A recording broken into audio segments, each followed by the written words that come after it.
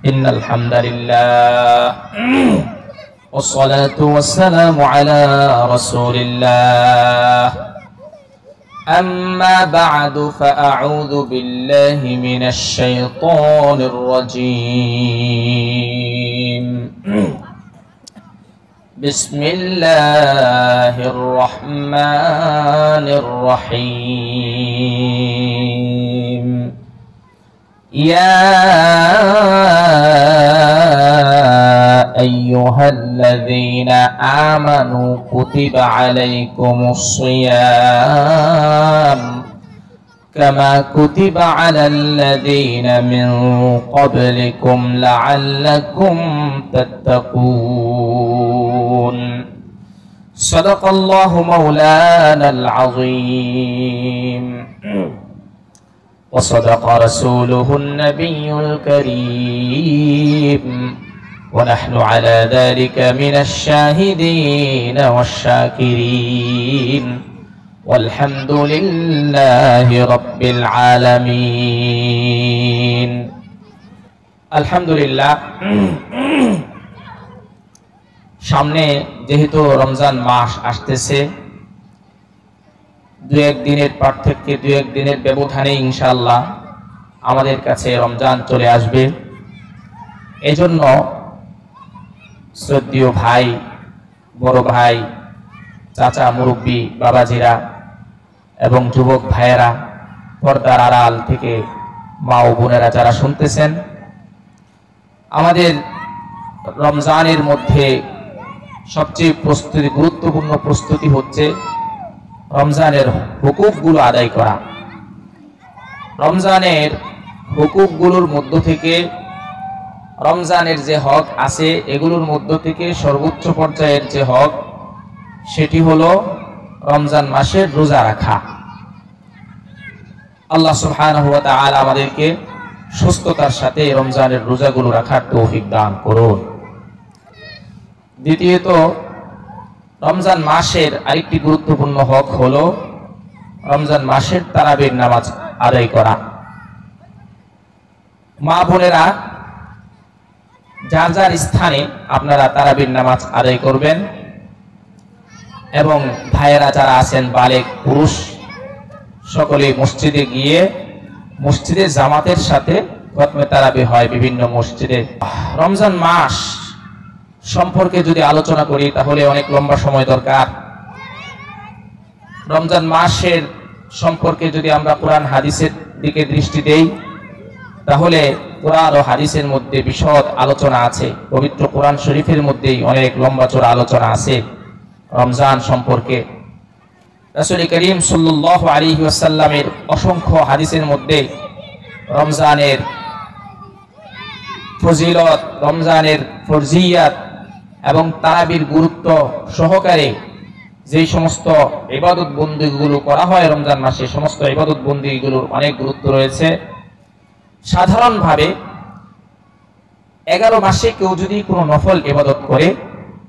সেই নফল ইবাদতটাই যদি রমজান মাসে করে তাহলে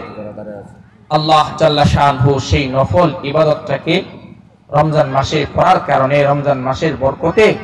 আল্লাহ পাক রব্বুল আলামিন সেই নফলটাকে ফরজের সমতুল্য সওয়াব দান করবেন সুবহানাল্লাহ সামনে সামনে সামনে বসো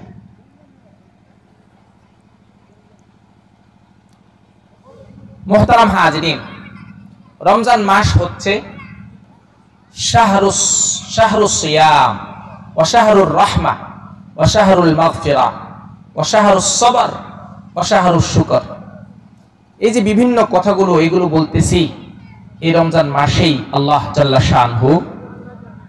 বরকত দান করেন বরকতের মাস সবরের মাস শুকরের মাস কৃতজ্ঞতা আদায়ের মাস রমজান মাস রহমতের মাস মাগফিরাতের মাস জাহান্নাম থেকে মুক্তির মাস হলো এই রমজান মাস তো রমজান মাসকে আমরা পাইলাম পাওয়ার পর রমজান মাসের হকগুলো আদায় করতে পারলাম না রোজাগুলো রাখতে পারলাম না এরকম ভাবে তারাবির নামাজগুলো পড়তে পারলাম না তাহলে এই ব্যক্তির মতো হতভাগা রমজান পায়াও যে এই সমস্ত হকগুলো আদায় করতে পারলো না তার মতো হতভাগা আর আসমানের নিচে জমিনের উপরে আর নাই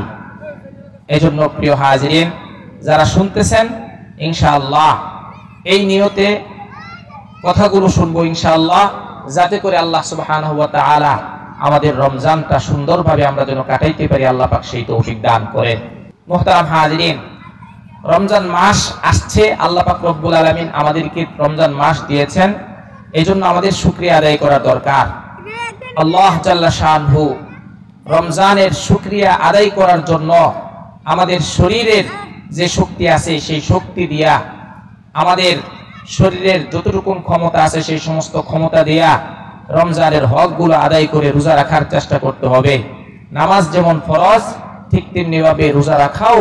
আল্লাহ জাল্লা শানহু উম্মতি মুহাম্মদিয়ার উপর ফরজ করে দিয়েছেন। যেমন আল্লাহ সুবহানাহু ওয়া তাআলা পবিত্র কোরআন শরীফের মধ্যে বলেছেন, ইয়া আইয়ুহাল্লাযীনা আমানু কুতিবা আলাইকুমুস সিয়াম, ইয়া আইয়ুহাল্লাযীনা আমানু কুতিবা আলাইকুমুস সিয়াম, ও ঈমানদারেরা, তোমাদের উপর আল্লাহ জাল্লা শানহু রমজান মাসের রোজাকে ফরজ করে দিয়েছেন। কামা কুতিবা আলাল্লাযীনা মিন ক্বাবলিকুম লাআল্লাকুম তাত্তাকুন, যেমন আমাদের এই উম্মতে মুহাম্মদিয়ার পূর্বেও আগের বিভিন্ন ধর্মের অনুসারীদের উপরেও আল্লাহ পাক রব্বুল আলামিন রোজাকে ফরজ করে দিয়েছিলেন। আয়াতের তাফসীর ব্যাখ্যা বিশ্লেষণ করার সুযোগ নেই, এজন্য সবচেয়ে বড় শুকরিয়া আদায় হলো রমজানের রোজাগুলো রাখা, তারাবির নামাজ পড়া। রমজানের রোজা কাকে বলে, সিয়াম কাকে বলে, আমি অতি সংক্ষিপ্ত আকারে বলে দিচ্ছি। রোজা হলো সুবহে সাদিক থেকে নিয়ে, অর্থাৎ মুয়াজ্জিন সাহেব যখন